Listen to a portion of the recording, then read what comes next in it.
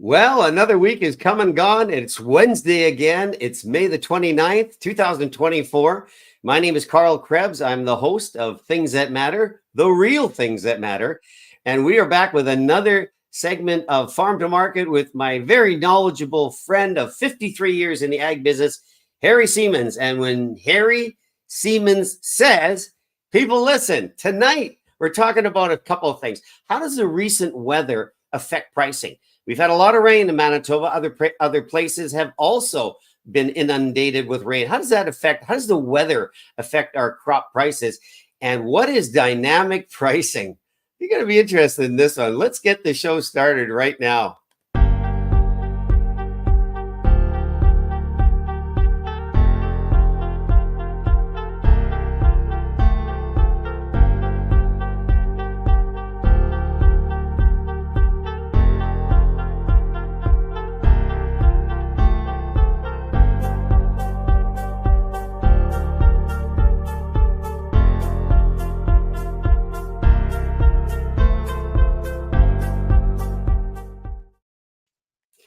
What a gorgeous day. If you've had a day like we had here in southern Manitoba in the beautiful city of Winkler, it was sunny and warm, and you almost forgot about the rain that we had to deal with. I'm going to welcome my friend Harry Siemens to the stage right now. Harry, how are you, buddy?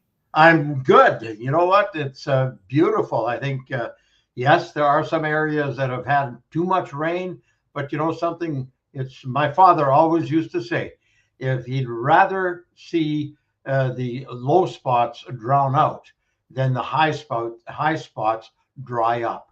Because yes, look at that sage wisdom.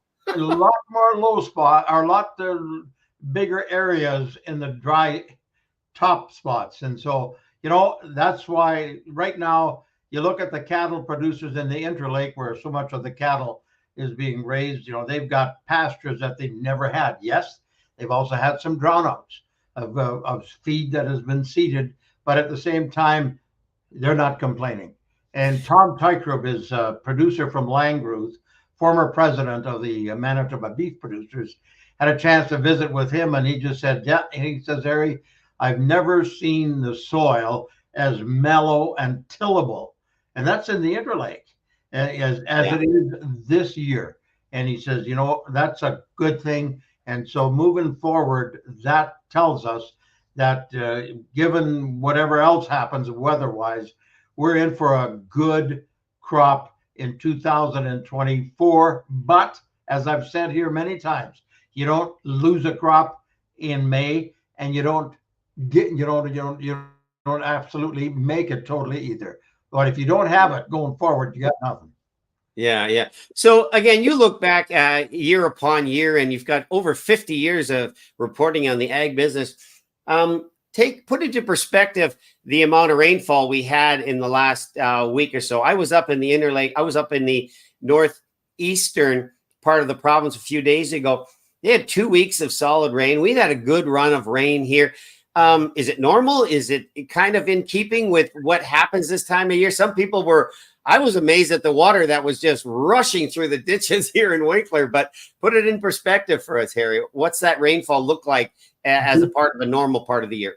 Yeah. Before this rain event, Scott Kaler, WeatherLogics, a good friend, had posted on Twitter that we were already across Western Canada 115 to 200% above normal of rainfall. And not all areas, but at the same time, that was before this rainfall. It was interesting. I'm part of two WhatsApp groups, and a shout out to both of them. One is a HB, standing for Hatterian Brethren. There's about 450 to 500 hog producers, suppliers, and marketers, and you name it. But mostly, and they're from Minnesota, South Dakota, North Dakota, and right across Western Canada. And they love to send pictures, you know, and then you get these pictures where one guy's telling me up in some place in Western Manitoba, 2 inches in his rain gauge, 4 inches on his deck chair, you know, and I have the pictures. I should have thought about that. But anyway, so that's in perspective. And then somebody tells me Miami had 6.5 inches of rain. And you were in the Interlake, this Tom Tykram. He said they'd had 4 inches before that last weather event. And they Oh, had I believe it. I mean, the lakes in the area that I was fishing in were 3 feet. I have talked to a park ranger who visited me on the shoreline, and I said at least 3 feet higher than last year at this point. well, Amazing how much rainfall it does. totally. And then one other comment, Gilbert Savarin. He farms at St. Jean alongside the Plum River. And of course, that he put a picture on, which I absolutely am the co-administrator. It's called Canadian Agriculture WhatsApp group. And all of a sudden, this picture pops up. Yep, he says the Winkler Morden water has arrived. And he said where the Plum River was like 2 feet deep and 6 feet wide, he had 100 acres that he had planted where the corn and canola were actually up. He said all underwater, all now part of the Plum River. And it comes here from the Dead Horse Creek and the Hespeler drain, and then into the Plum River. And so and so do we have abnormal rainfall? Absolutely. But the good side of that is the subsoil moisture, which was really low, has replenished. And Absolutely. Yeah.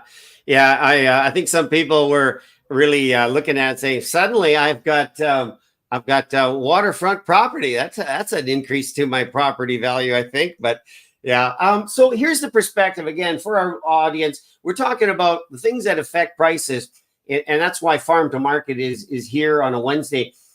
How does the weather typically affect? Like, you have a season like this, you have a few weeks like this. I mean, even if you had a disaster in the grains, in the commodities there, how does that affect our pricing, Harry? The weather?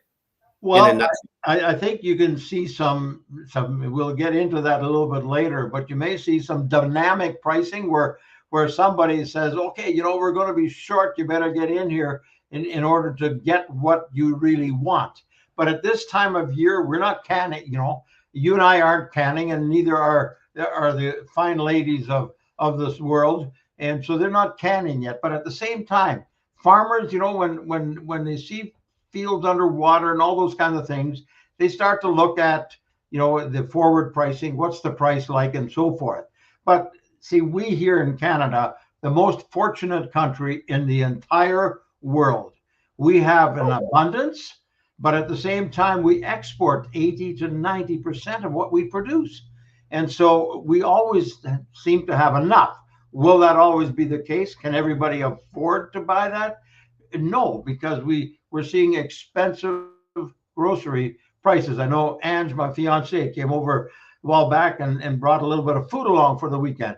Well, it was $120 and a couple of salads and a few other things, right? And that's the whole thing.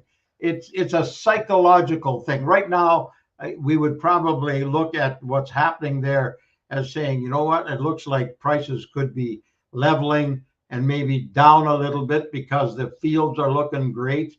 The moisture is there. And so that changes that perspective. So, it may not always force it up, but it can also have an effect of maybe bringing it down, but then we'll see. Yeah.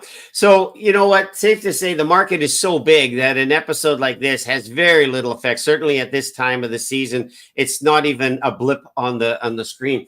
But what we have noticed is that these sorts of events and others that may follow throughout the growing season here have a way of being opportunistic for some people to affect the market. And we're talking about people that have huge clout and influence in the market. They are the influencers of the prices. And that has more of an effect on our grocery prices than anything else. You said before that the producer is a price taker. My question is, who's the price maker? I'm going to open that up for you, buddy. It's interesting. Obviously, the last person who stamps the price, but does he or she doesn't set the price, it's set somewhere in a higher office. I mean, you've got to look at what you've got, and then you look at what the market will bear. That's a phrase that we used to always deal. You're out there doing something. Well, what will the market bear? And I think that kind of thing is what's happening. And so who sets the price? Absolutely not the farmer. There isn't a thing. I mean, you can go from cattle. The only people that have any, and we'll talk about that sometime down the road, the supply managed commodities, dairy, poultry, turkey, eggs, and chicken. Those are they are price setters. But how do they set the price? Through supply managed, and they have a cost of production formula. You take the dairy industry as an example. It's the Canadian Dairy Commission, which is supposedly somewhat independent, but some government involvement. So they can set the cost of things go up. What do? Their cost of production formula. They always need to make so much money for a liter of milk. So the cost of production goes up. That means that little bit of money that they're making is going down. So then they go to the Dairy Commission and they apply for an increase in their cost of production formula. So those are the price setters. But in the overall picture, the supply manager, I don't want to belittle them in any way, shape, or form. The dairy industry has got a lot of people that work and so forth. But at the same time, when they look over the overall picture, it's not the biggest part of agricultural production. Okay, so let's get into something else here, because you introduced this topic to me a little while ago, and I've heard about dynamic. Certain things are dynamic versus static. For example, talking off camera, I was sharing to you about email addresses, and IP addresses in particular are either static or dynamic, and it depends on who you are and whether you have one that doesn't change or one that changes. But when we talk about dynamic pricing, it's quite a strategy where the cost of the product or service is adjusted in real time. So now when we talk about the ability to change a price, it's a click of a button. And I was wondering, as I was traveling recently in Ontario down the 401, and they have all these food venues that you can pull out and go into. The cost of that can vary on the time of the day, whether you walk in there during peak hours or off hours. That's where dynamic pricing has a bit of a predator kind of feel to it. So in a click of a button, peak hours and not so peak hours can be influenced by changing prices. What's the goal of this thing called dynamic pricing? First off, let's say what it isn't. Years have gone by. If you had more product, what did you do? If you were selling, you lower the price to move it. You bring the price down. That's basic supply and demand stuff. Yeah. Yeah. So now just take for an example, go to the local drive-through, McDonald's, whatever one it may be. And so you get into the peak season, the peak part of the day, and you get into a lineup. You're hungry, I'm hungry. And then all of a sudden the price, had you been there 3 or 4 hours earlier, would have been lower. So they're shifting the price to make more money at the peak level. And that's what dynamic pricing. They can do that in grocery stores. They can do that in restaurants. They can do that in happy hour, as you talked before. If people come in and all of a sudden the price is up, how come? And a lot of people don't realize it. And so in the face of the battle at that particular time, they pay. And so the company has made more money. They made more markup because the cost of that product has not changed, just because the peak is higher as far as people coming through. So it is opportunistic. I mean, according to what's happening in the market, because I know they're analyzing data using algorithms and all kinds of other sophisticated means by which they can know when to make those adjustments. But it is advantageous for the business because, and we're seeing this, like I've been in many stores in the US and they have a digital price tag there that can actually be changed remotely in a moment to reflect a new price, because sometimes you'd get in there and you'd see an old sale price. Well, some of the stores would honor, we forgot to change it. Now they change it with a click of a keyboard. up or down, and a lot of times it's up. But as you said, let's just say Canadian Tire, not to pick on them, but just to use them as a big market force, they find themselves, in a position where they've got just too much of something on the shelf. They can instantly go in there and put that item on sale. Yeah, totally. That's the other side of it. But I'm just thinking, just getting back to the drive-through, like you're not even looking at the price as much, but you were there during the off season the day before, or the off peak part of it the day before, and so you paid this price. Oh man, this looks good, eh? I'm going to go back to that place. But next time I go back, I'm going back at lunchtime. And all of a sudden, oh, I get my bill and it's higher. How come? And that's the whole aspect of it. You told, it's almost a predatory kind of system. And again, we can say everybody does it. Well, maybe not everybody does it, but at the same time, to me, that's really the crux of the matter. You go in one day at off-peak season, off-peak day, and the price is down. Why? Because next time you're coming through there at the peak of the buying day and it's up. And so what happened? Well, dynamic pricing, taking advantage. And is it wrong? I mean, they're working at these things and making sure people are aware of it. But at the same time, they do that in grocery stores, wherever. Just one other thought came to mind. You go into a grocery store and you look at it, and how come there's no price? There's the product. All the other products have prices, right? This one particular product doesn't have any price. So you go to the price checker. Well, you didn't know what that price was, moments ago. And they just, oh yeah, we forgot to do it. And bingo, who knows what the price is when you go and check it. I think we've been conditioned, and everybody's been familiar with like happy hour. That's an example of dynamic pricing, seasonal menu pricing for fruits, certain vegetables, maybe for seafood, for example, whether it's available or not. You know that in a restaurant, whether they have fresh seafood today or don't have it, and the price is set according to that. But when we go to the groceries, this is the thing. A lot of our groceries are the same things we buy, the staple items, you can name them. You buy milk, you buy eggs, you buy bread, you buy produce of a certain kind, maybe not always the same one, but the prices there can very easily be changed. And with the mentality, I guess, that we're conditioned to this kind of pricing strategy, is it now making its way into the grocery store? Are we actually going to see it here, where it could just vary on the time of the day, or just this week versus last week? Even suddenly you're paying that much more for lettuce. Like, think about when COVID was here, that crazy thing called COVID. What were people paying for produce? I kid you not. We were hauling it. I was hauling the same produce from the United States into Canada. Same costs of transportation and whatnot, but the cost of the item was astronomically higher for some reason.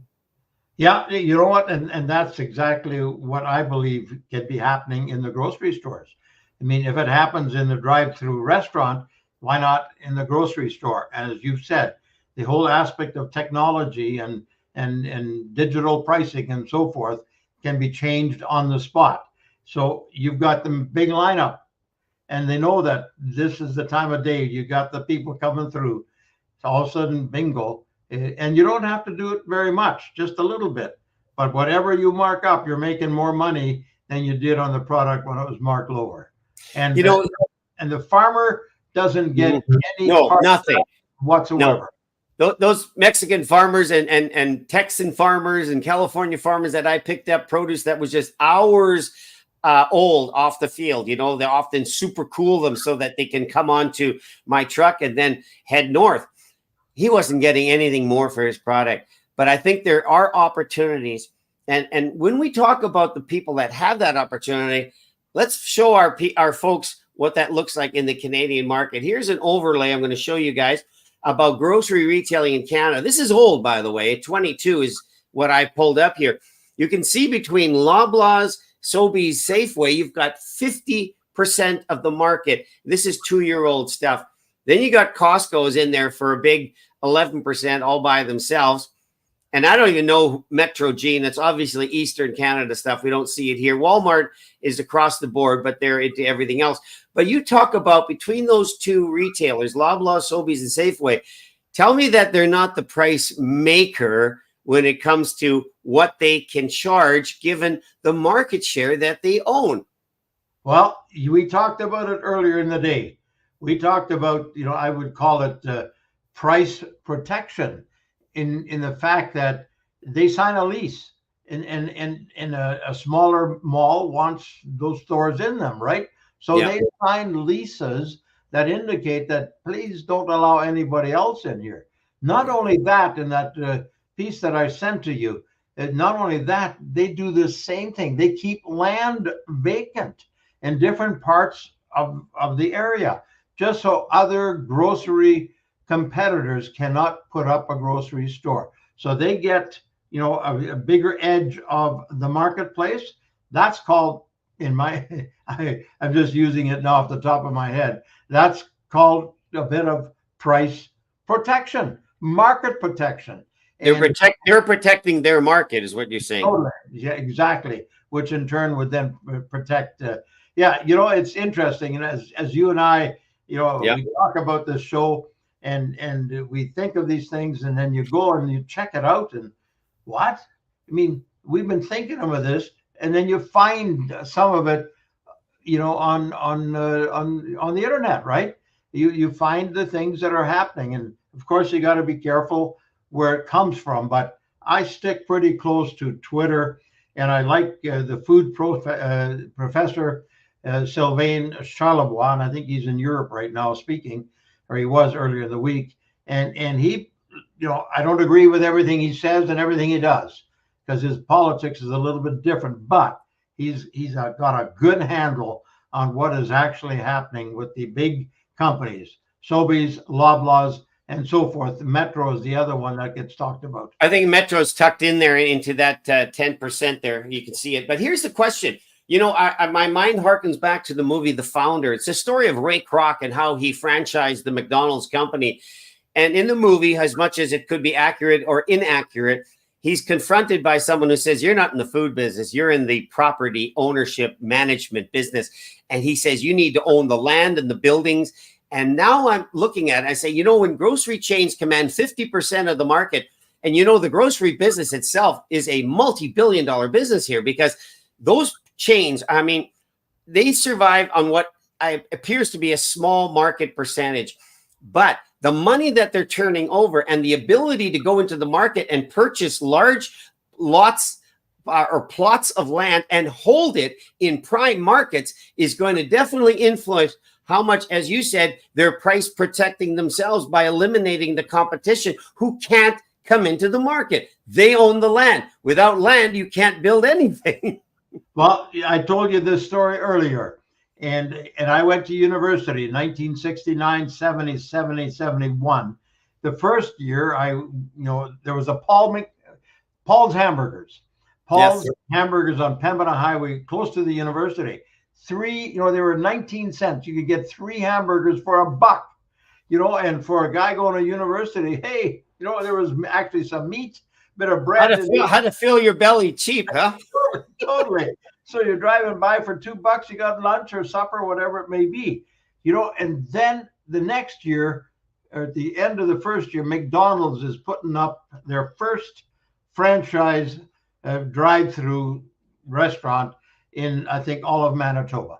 And so they put one not far from Paul's Hamburgers. Well, you know what? It didn't take 3-4 months. Paul's Hamburgers was out of business. McDonald's had taken over that particular market. Why? Well, they had the advertising. See, that's the biggest challenge. They had the dollars to advertise. The guys selling hamburgers at 19 cents a piece couldn't afford to advertise except the sign say, here, come and get your hamburger. McDonald's put out the splash because they were already big in the US. They could put out the advertising. That's what shut down the little guy. And we've seen so many little guys shut down over the years. Did I complain about that? No. McDonald's stuff was good, but that didn't Mhm. stop them from shutting down the small guy. So you know what? You and I are old enough to go back. I remember the days of Penner Foods in Manitoba. Absolutely. Penner Foods was a really well-run store. Jim Penner was a really nice guy, generous and kind, fantastic to his employees. He had locations in, I'll miss a few, but I know he had in Winnipeg, he had two. One was on Broadway, one was in North Kildonan. That was the one where I had a lot of friends that worked there.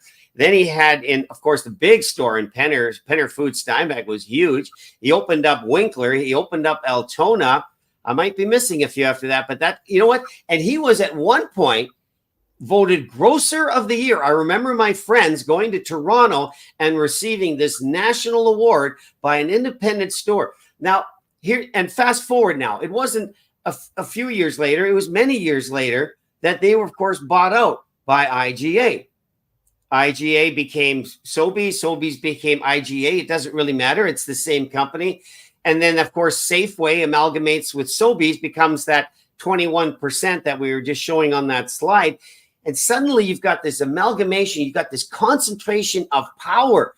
Tell me you're not in a position. You know, in a corporation, Harry, I know you know this, 20% ownership is called a controlling interest in the company. They've had a controlling interest between these two in the food market for years. And that's what's been happening in part to the prices. You know, I remember very distinctly, I was living in Altona when they put up the mall, and the anchor store was Penner Foods. Jim Penner, great guy, you know, and he came in from Steinbach. And then, of course, he came here to Winkler. And Winkler became, Penner Foods became Sobeys, and then Sobeys shut down, and that now is Shoppers Drug Mart.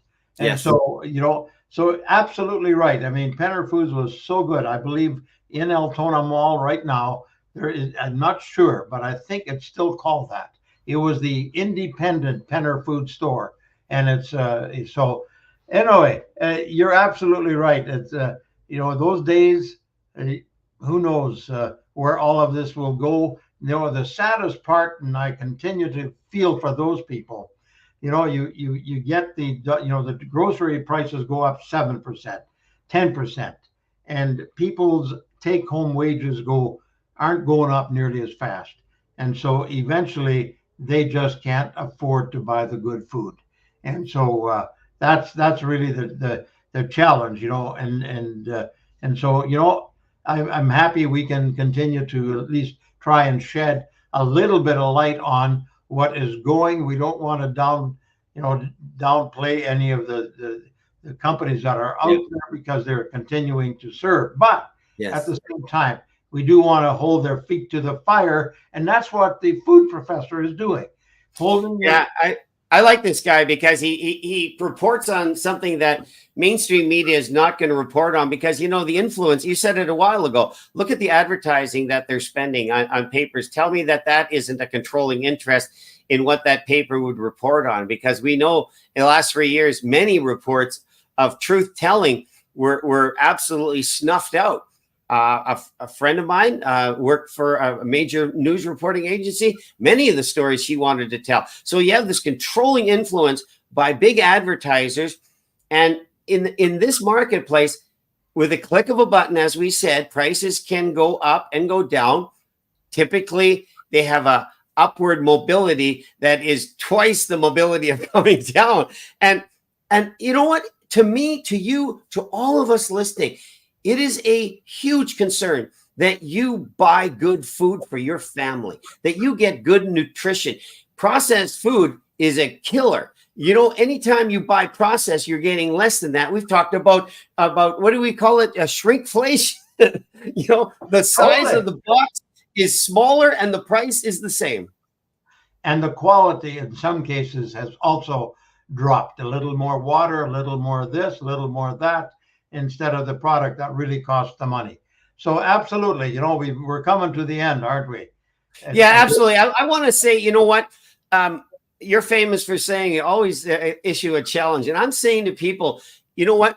When the producer markets, when the local markets open up, and they will, and we were able to buy from our local producers in these garden markets, we're going to feature that, Harry, because we think it's worth that little bit more to get it directly from the producer and get, in some cases, a higher quality, better nutritional value in that garden market. So speak to that in a few minutes as we close out the show here, buddy.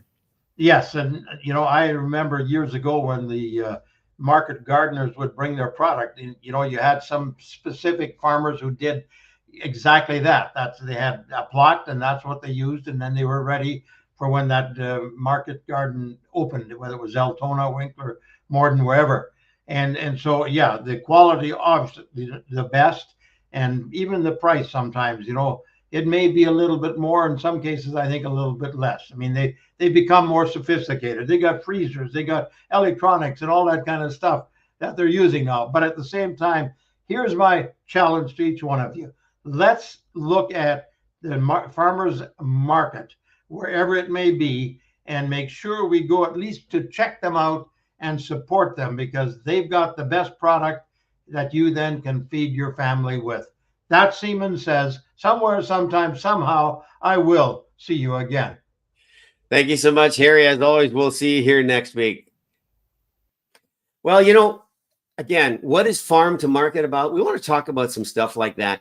We talk about dynamic pricing. It is real, and it is happening. And we want you just to be aware of it. Can we effectively change it? Likely not, because we're not controlling 50% of the market as some of the conglomerates do. But we want you to be aware of it. And as an alternative, as we just finished out the show here, look at your local garden markets as they come up. You're going to be able to buy a much fresher, higher quality of food. And there, the producer wants to sell it. What he's brought to the market, he wants to sell. And I have enjoyed shopping at these markets, and we have them here in Winkler, and they're all over, but we want to feature them. But if you have something you want us to talk about, contact Harry. And the screen is showing you it's Harry Siemens, #1 at gmail.com, or he's on X, formerly Twitter, at H Siemens. You can also contact me. You want to talk about some of this. What are you curious about? What is it that you think is important as we talk about the all-important price of food that we're paying in the market? So for this week, thanks for watching. Share it out, and we'll see you here next week on Farm to Market, because good food, yeah, that is one of those things that matter. Take care.